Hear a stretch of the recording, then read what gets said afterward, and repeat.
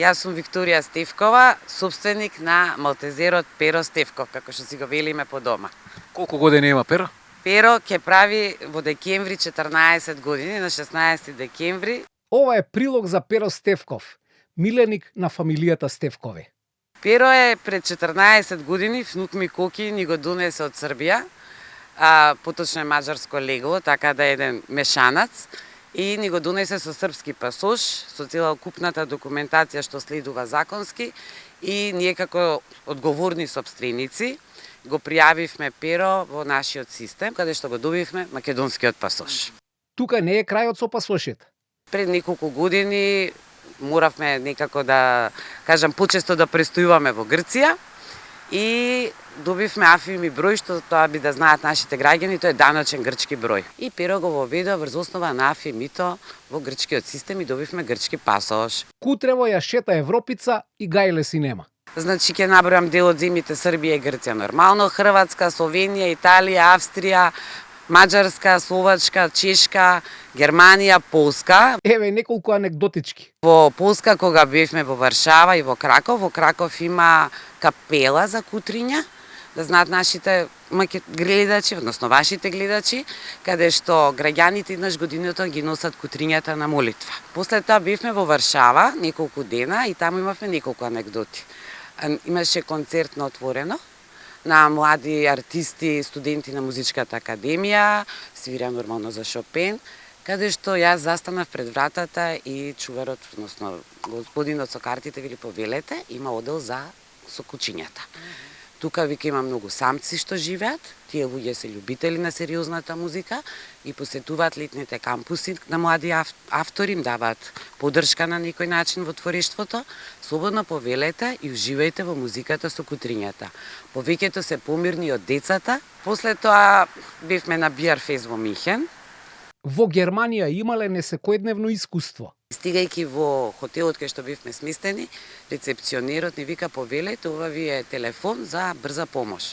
Јас се насмеав и му велам, благодарам, ние со здравието сме добри, чим сме стигнале до тука, не вика господјо. Постои закон, вика и брза помош и за животни, каде што во рок од 7 минути треба да дојдат.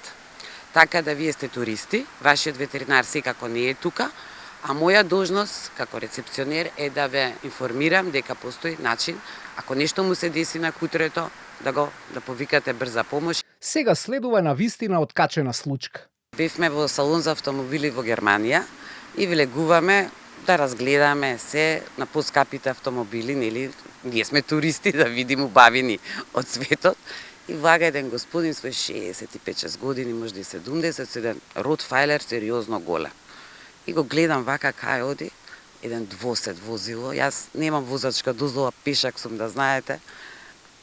И му вика на Ротфайлерот, внукот преведува, ја отвара сувозачката врата и му вика на Ротфайлерот, качи се во колата. И му викам, Коки, шо збори човекот? Вика, го прашува газдата кучето. Ти се допаѓа ли возилото? Како ти е седиштето? Ротфайлерот седи исправен, дреме, мирен. Човекот си влезе од другата страна, почна како шофер да проверува копчињата, електрониката, си климна со Ротфайлерот, си излезе и веројатно отида да си го купат возилото.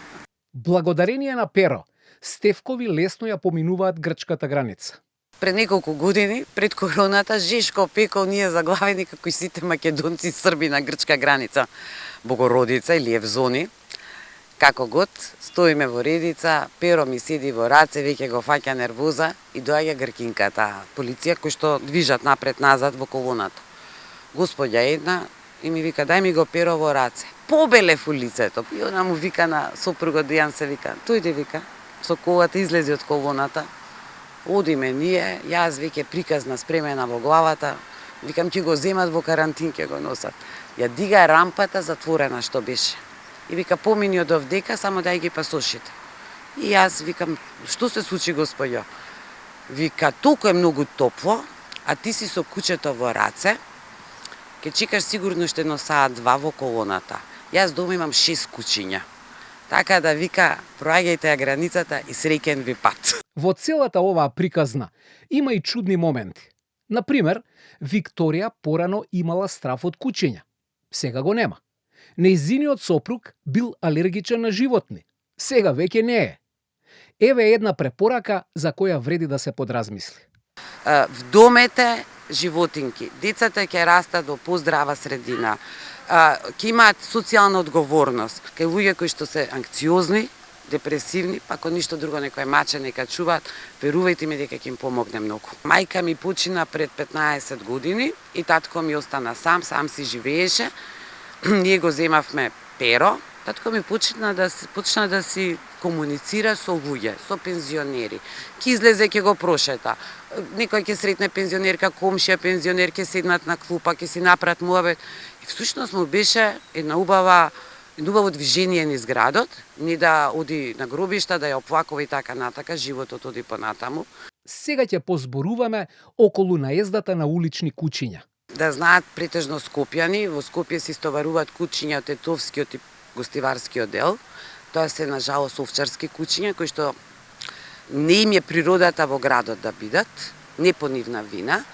Ги имаме детектирано со комбиња, со регистрации, пријавени се на социјални мрежи, објавени, пријавени се во полиција, на жалост не се делува. Има уште една причина за зголемениот број џукци. Ако е чипирано кучето од самото раѓање како што е во Европа, кога ќе го најдам на улица, јас ќе знам веќе кој го има напуштено. Кај нас казната, да знаете, горане 15 евра за напуштен миленик и досега ниту една не е изречена. 15 евра се 3 кафиња и еден сок во една кафетерија и убав муабет. Затоа ние се судираме со голем број на животни. Ние детектираме цели легла изфрлени во кутии. Се знае кои се, го пријавуваме, инспекција не реагира. МВР не реагира, имаме борби на кучиња за цестени, не се реагира. Семејството Стевкови пред пар години вдомиле уште едно куче. Миланче си беше нас малски миленик, 7 години си го чувавме во малото, ги чуваше децата, младите, малото беше тогаш многу безбедно. За него има многу убави анекдоти колку дечиња има спасено од натрапници. Кога дојде короната, во малото се досели еден дечко наркоман, кој што бил регистриран, детектиран и се така, меѓутоа човекот во криза, во тие полициски часови, почна да гаси цигари од грбот на Миланче. Кучето во болка, во агонија, моравме да го спасиме на некој начин, после заврши кај нас. Керка ми кога заврши тука на архитектура, замина во Белград на мастер студии, Миланче беше цимерот, го викавме. 2 години си живееше со Миланче во Белград. Викторија вели, шетајки со перо се запознав со соседките од Маало, кои исто така се на терен со своите миленичиња. Секој месец се собираме пред зграда и славиме роден ден на нашите кучиња или мачки. Научивме да правиме и колачи, и кекси, се собираме сите малци тука, си се дружиме жени, мажи, тоа е многу убаво да знаете, нима од сите генерации. Обично на прославата има кучешки колач. Секој од нас жените вари една кокошка дома, да кажам, за супа. Водата не ја изфрлајте што ќе ви остане. Внатре ставите едно јајце, ставите половина, зависно од колку имате, да речам една чаша 250 грама бело брашно, 250 грама пченично или интегрално брашно или палента, убаво сето тоа измешајте го и сицкајте малце мефце внатре, 15 минути у тавчето, кучето ќе ужива. За крај, Викторија ќе каже. Наша одговорност е милениците.